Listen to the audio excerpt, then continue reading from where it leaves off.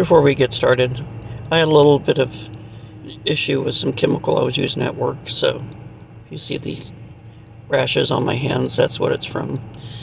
This was one of those finds I like. This is one of those finds I like. There's this little copper bucket I found at the thrift store a while back. It's little pieces like this that I like to find to add some realism to scenes, just like a background clutter. My daughter thinks it was probably one of those.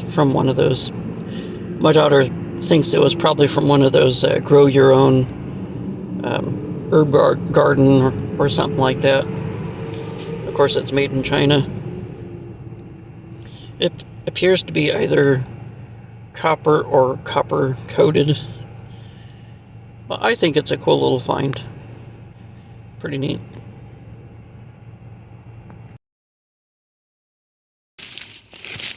I was out here getting some figs. Not fake, just picking some figs. I had these bricks, so I decided to kind of throw together something.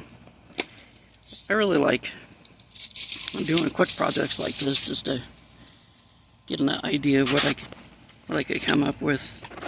This is that fig tree Ariel was talking about.